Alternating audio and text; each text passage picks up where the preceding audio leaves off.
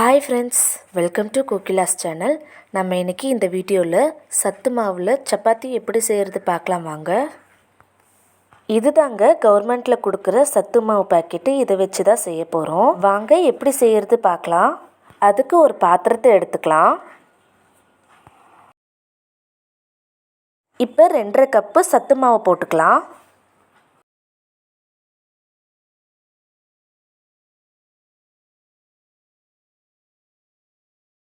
இப்போ 1/2 கப்பு கோதுமை மாவு போட்டுக்கலாம். 1 ஸ்பூன் சால்ட்டு போட்டுக்கலாம். 2 ஸ்பூன் நெய் ஊற்றிக்கலாம்.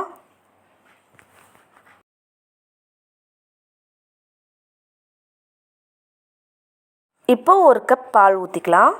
இப்போ எல்லாத்தையும் சேர்த்து நல்லா பிசைந்து விட்டுக்கலாம்.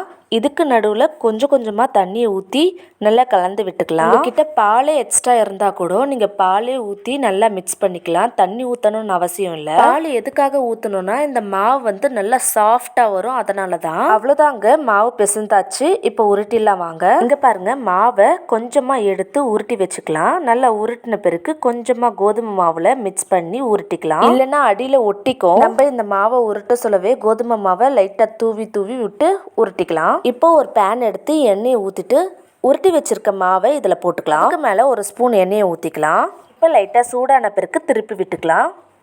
இன்னொரு வாட்டி எண்ணெயை ஊற்றிக்கலாம். இந்த சப்பாத்தியை திருப்பி திருப்பி விடணும், இல்லைன்னா தீஞ்சு போயிடும். இங்கே பாருங்கள், சப்பாத்தி நல்லா வெந்துடுச்சு. இப்போ எடுத்துடலாம்.